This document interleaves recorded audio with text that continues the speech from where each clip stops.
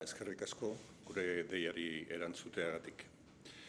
Euskadi Literatura Sarian aurtengo lehenengo 3 saridunen izenak ezagutarazteko deitu zaituztegu. Euskadiko literaturan Uxue Apaolaza Larreak irabazi du saria Susa argitaletxearekin kaleratutako Bihurguneko nasa obragatik. Euskarazko haur eta gazte literaturan Leire Bilbao Arrotabeñarentzat da aurtengo saria Barruko Hotsak Pamielaren eskutik kaleratutako liburuagatik. Eta gaur iragarriko dugun 3. literaturlanaren ilustrazioarena da eta saria Maite Mutuberria Laiarrozentzat da Irrimola lanagatik. Ikas elkarrek argitaratutako lana. Neri ez dagokit asko gehiago, sarien berri ematea eta saridunen sarrera egitea, eta lehenengo eta behin, danon partez, zorionak 3. Zorionak eta mila esker.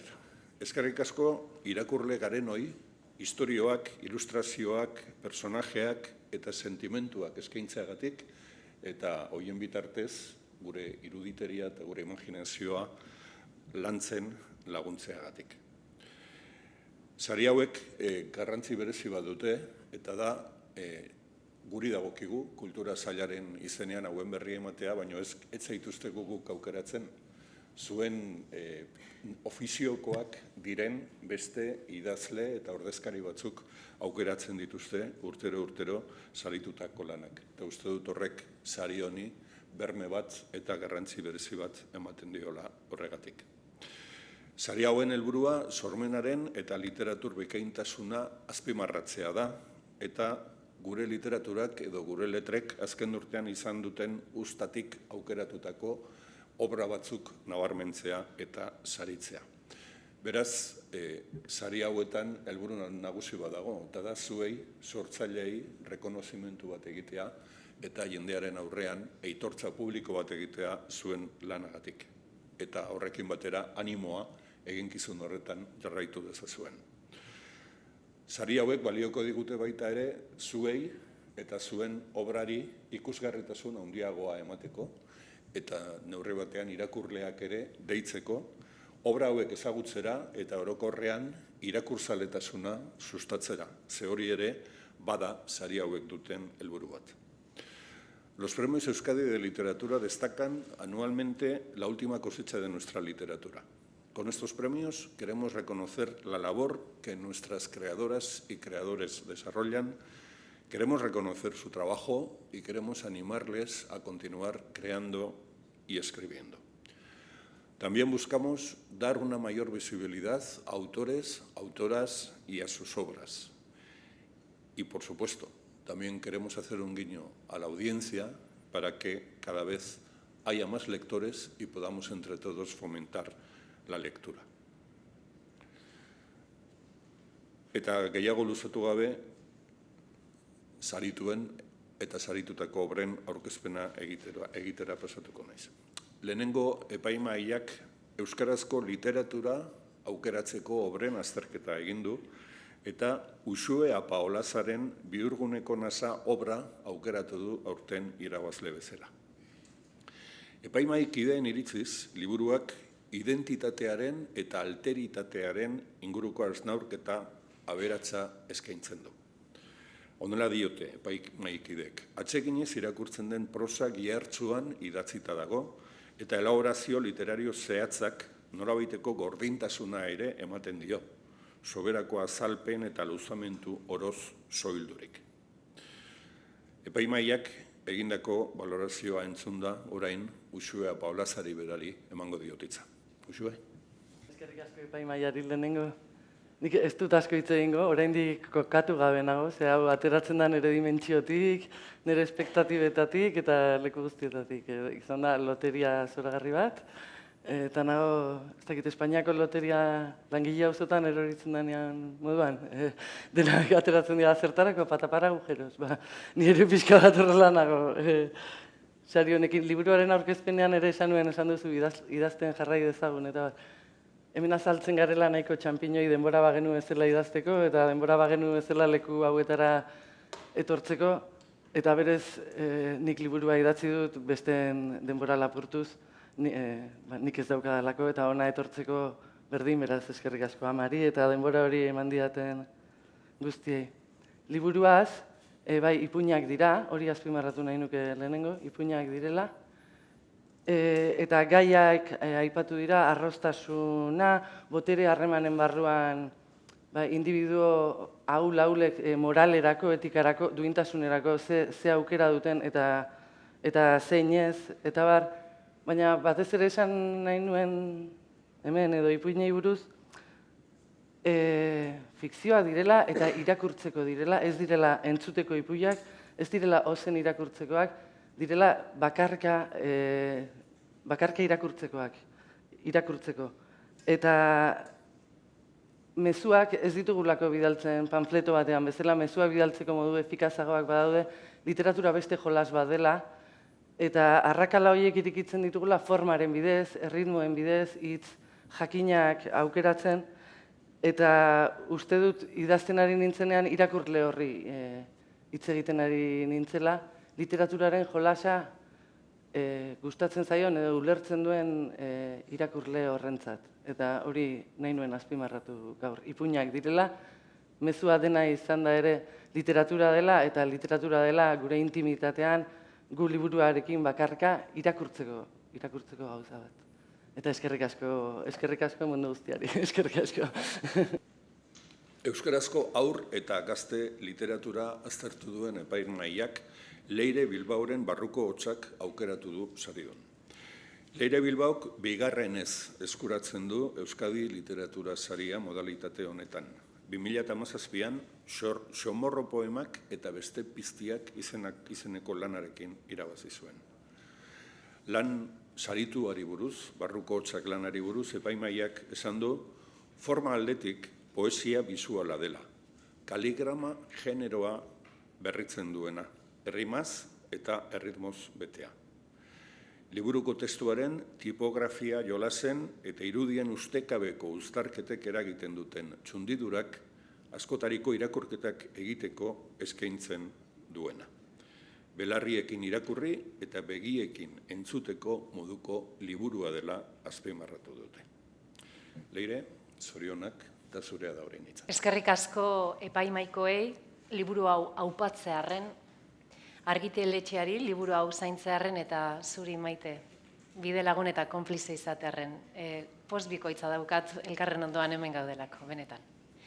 Barruko hotsak alderantziz esango nuke, begiekin entzun eta belarriekin irakurtzeko poema liburu bat izan nahi duela, jolas hori justo kontrakoa eginez, ez? Eta horregatik dago onomatopeia eta kaligramez josia. Poesiak gauzen esentziara jo nahi izaten du, eta liburu honek ere asmo hori dauka. Oharkabean pasatzen zaizkigun gauza eta kontu txikietan begiak eta belarriak zabalik jartzea.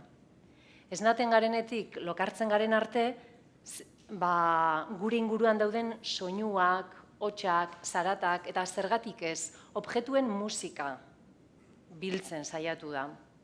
Bestela esan da, ume baten egun arrun bada, eta egun arrun baten soinu banda eraiki nahi izan du poema bisual, labur eta jostagarrien bitartez. Bertan aurkituko duzue, esnatzean giharrek egiten duten luzapenaren zarata, edo sabelean daukagun gozearen edo utxunearen zarata, edo ari bat zintzilik dagoenean arek ateratzen duen musika, edo ideia hon bat daukasunean, klak, ideia horrek ateratzen duen soinu berezi hori. Horrela, esnatzen garenetik lokartzen garen arte eta ametsen soinu, hots eta ametsen musikara sartu arte. Eta azkenik proposamen bat, bakoitzak ume zein heldu, 0tik 89ra, liburu hau irakurtzen duzuenean, bakoitzak bere soinu banda propioa aurkitu dezala. Horixe, eskerrik asko. Eta hirugarren saria, literatura lanaren ilustrazioa. Sari hau ez da beti arraza izaten. Gogoratzen dut 2017an Leireri deitu nionean aurreko sariaren berri emateko galdetu zidan. Saria biontzat izango da, niretzat eta Maiterentzat, Maite zan liburuaren irudigilea. Eta gaur Leireren obra sarituaz hitz egiterakoan ere esan behar dut, obra honen irudigilea maite dela, baina saria ez du horregatik jasoko. Saria Irrimola izeneko liburu sorkuntzagatik izango du. Epaimahaiak dio, haurtzarotik literaturara sartzeko ate bat dela Irrimola obra. Jolaserako eta alaitasunerako oda bat. Epaimahaiko kideek esan dutenez, album ilustratuaren kontzeptua beste dimentsio batera eramaten du liburu honek. Formatu zirkularrean diseinatutako liburu objektu bat, zeinaren konposizioak, esperimentazioa eta irakurketarekin jolastea ahalbideratzen duen. Zorionak, Maite, eta orain zure txanda. Bi emakume handi hauek zoriondu nahi ditut, bereziki Leire Bilbao, errepikatuko naiz, baino bere izan da nire ibilbidean lagun eta lankide askotan, eta pozgarria da oso hemen ondoan egotea. Eskerrik asko denoi, eskerrik asko ere epaimahaiari, polita da hitz horiek entzutea etxean bakarrik lanean gaudenean, batzutan ez baitakigu inork ere ulertuko duen, egiten saiatzen ari garen hori, eta Irrimolarekin hori gertatu zitzaidan pixka bat.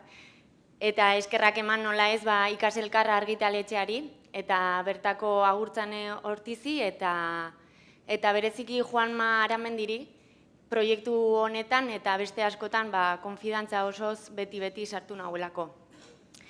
Asko poztu nahu, sari honek, aurten 10 urte bete ditut ilustrazioan lanean, eta sentitzen dut momentu egokian datorrela bultzada eta babesa eskaintzera. Irrimola proiektu berezia da, itxuraz behintzat ikusiko duzue berezia dela, baina prozesua ere berezia izan zen. Ikaselkar etorri zitzaidan ume txikiendako album bat egin nahi zuela, 2 ezaugarrirekin. Lehena, poza izango zuela abiapuntu, eta bigarrena borobila izan behar zuela. Zergatik ez, esan zidaten, poza borobila da.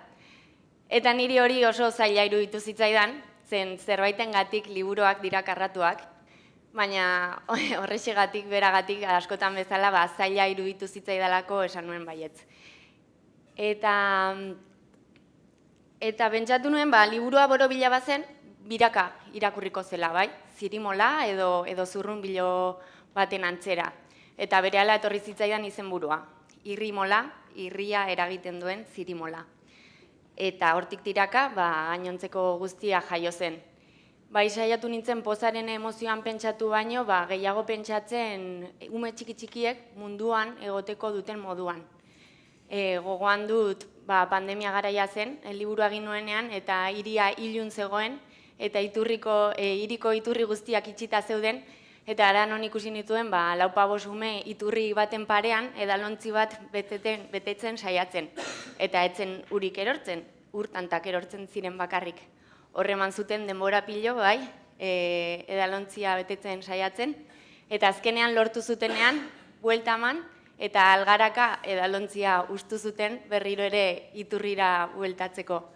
Hori da jolasa pentsatu nuen ez, helbururik gabe, plazer utxez egiten den zerbait. Eta hori islatzen saiatu nintzen liburuan, irudiekin eta hainbat jolasekin, literatura eta aur literatura bereziki hori delako.